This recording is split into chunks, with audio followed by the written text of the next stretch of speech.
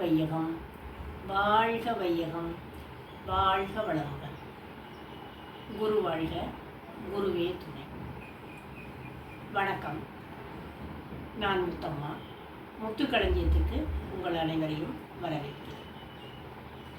இன்றைக்கி நம்ம பேச போகிறது குட்டி ஸ்டோரிஸ் வரிசையில் ஒரு குட்டி கதை.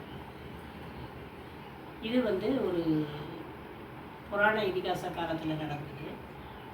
அந்த கதையை பற்றி நம்ம தெரிஞ்சுக்கணும்.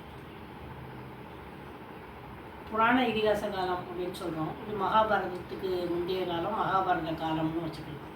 அதில் உத்தங்க மாமுனிவர் அப்படின்னு ஒரு பெரிய மகிழ்ச்சி இருக்காங்க. பெரிய தவசீலர், சிறந்த புண்ணியாத்மா, தவத்திலேயே தான் எப்பவும் இருப்பார். அவரை பற்றி ஒரு சின்ன கதை. அவர் ஒரு பெரிய காடு, கடுமையான கோடை.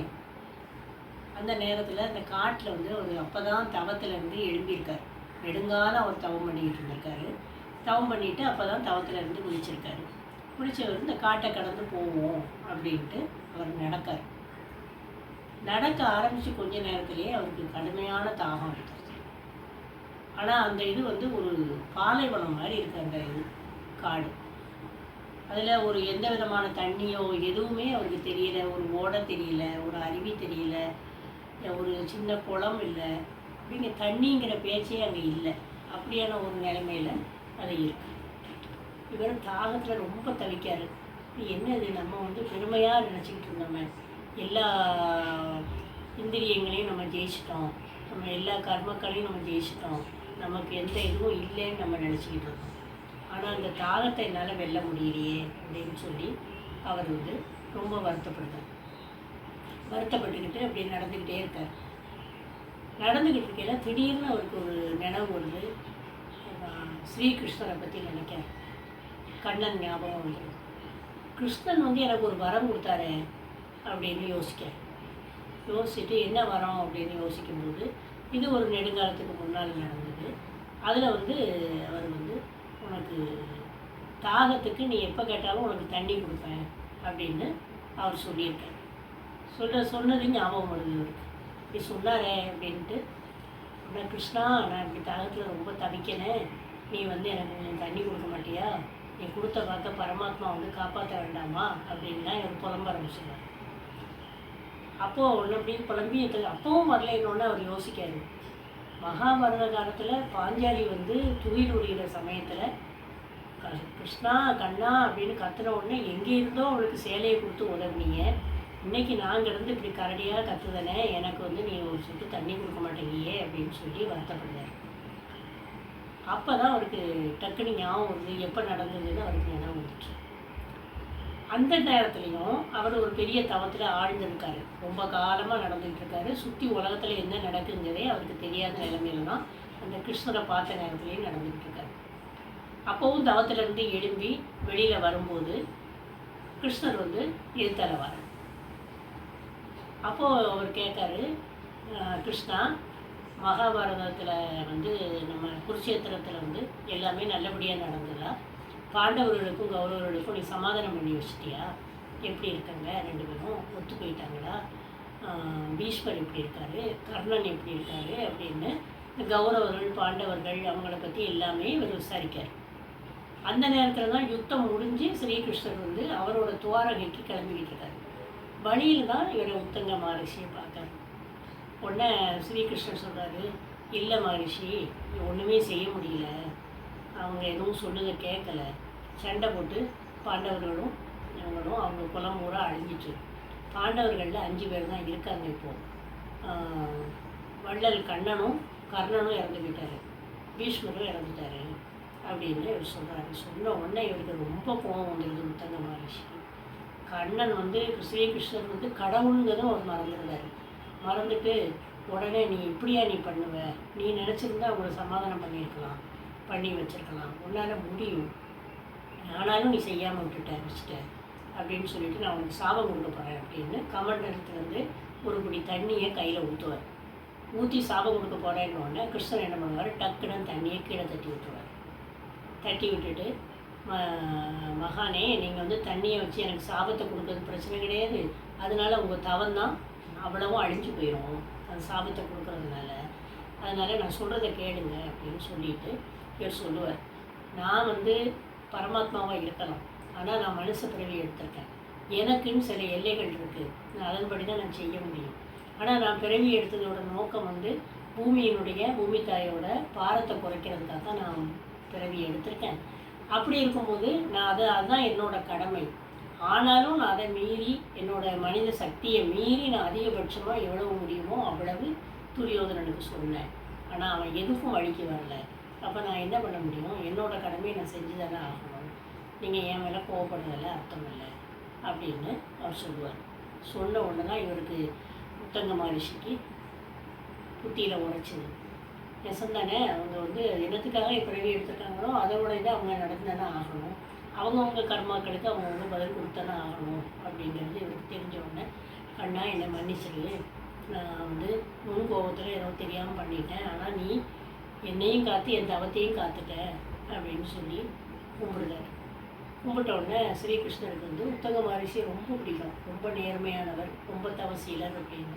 உடனே அவரை அன்போடு அவரை பார்த்துட்டு, சரி ஆனால் நீங்கள் வந்து என்கிட்ட ஒரு வரம் கேளுங்க, அந்த வரத்தை வந்து நான் உங்களுக்கு கொடுத்தேன் அப்படின்னு சொல்லிட்டு அவரோட விஸ்வரூப தரிசனத்தை காட்டுவார். பூமிக்கும் ஆகாயத்துக்கும் மகாவிஷ்ணுவாக அவர் அவதாரம் எடுத்து காட்டுவார் கிருஷ்ணர். அதை பார்த்தோன்னே இவர் மகிழ்ந்துட்டு சொல்லுவார், எனக்கு இதை விட வேறு எதுவும் தேவையில்லை, ஆனாலும் நீ வந்து எனக்கு சொல்லுங்க, அதனால கேட்கேன், எப்போ எனக்கு தாகம் எடுத்தாலும் நீ எனக்கு தண்ணி கொடுக்கணும், அந்த வரத்தை எனக்கு கொடு அப்படின்னு கேட்பார். கேட்ட உடனே என்னோட சரின்னு சொல்லிடுவார்.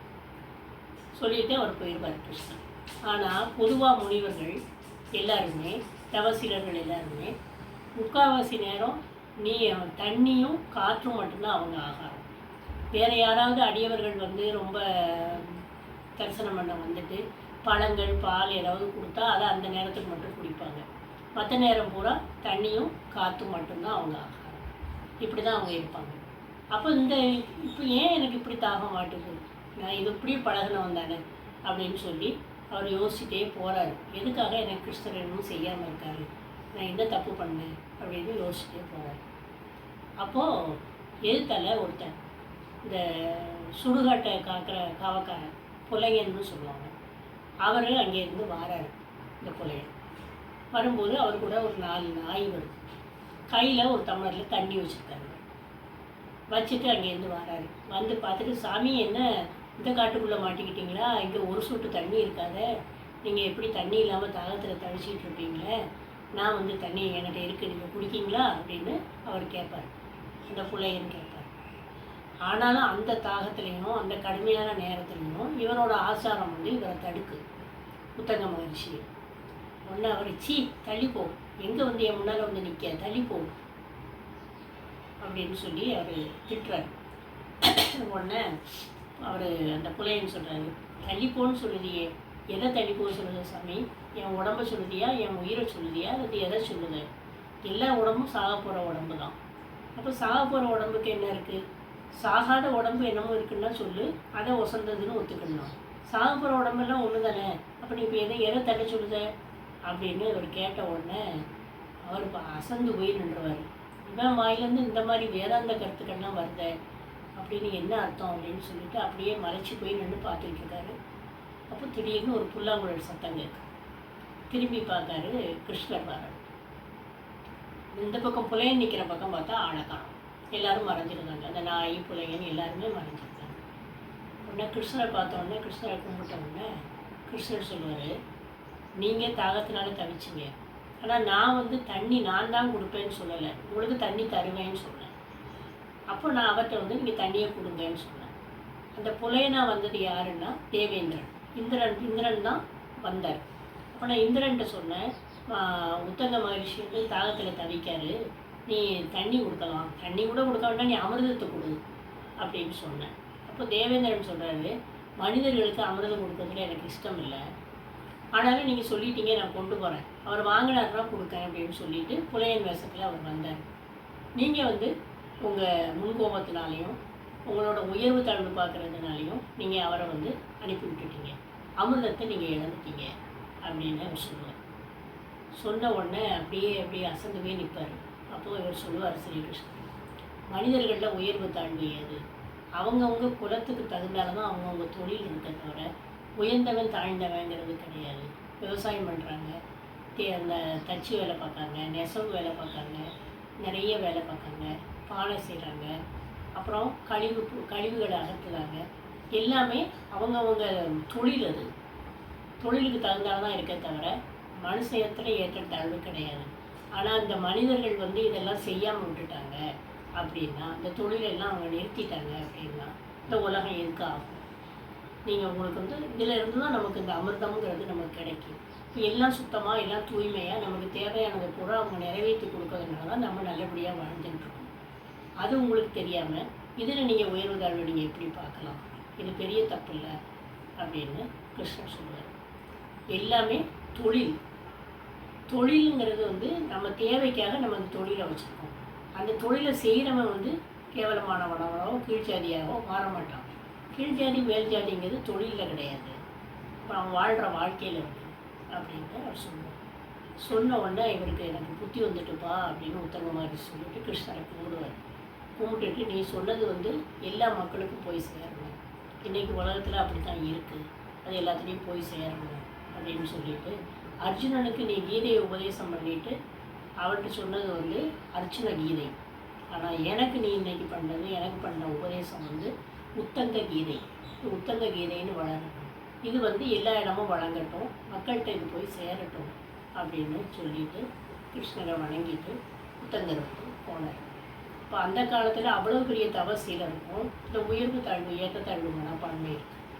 ஆதிசங்கரரை எடுத்துக்கிட்டாலுமே எழுத்தால புலையன் வந்து ஒரு நாயை கொண்டு வரும்போது தள்ளி போன்னு தான் அவர் சொன்னார். அதே மாதிரி தான் இவரும் சொல்லியிருக்காரு. அப்போ இன்றைய காலகட்டத்தில் இன்றைக்கி நாம் எப்படி இருக்கோம்? எல்லாமே உயர்வு தாழ்வு மனப்பான்மை, ஜாதி அதில் கொண்டு வர்றது, அதில் நிறைய பிரச்சனைகள் இளைஞர்கள்ட்ட அதில் நிறைய இருக்குது. இவ்வளவு கஷ்டங்களை நம்ம அனுபவிக்கிறோன்னா அதோட பேசிக் வந்து இந்த மனப்பான்மை தான். இதை நம்ம விடுத்துட்டு நம்ம நல்லபடியாக எல்லோரும் ஒன்று தான், எல்லோரும் நம்ம சகோதரர்கள், நம்மளை மாதிரி ஆட்கள் தான் அப்படின்னு நம்ம நினச்சி நம்ம வாழ்ந்தோம்னா நம்ம உலகம் வந்து சமாதானமாகவும் அன்பாகவும் அழகாகவும் இருக்கும். நம்ம இதை பின்பற்றணும்.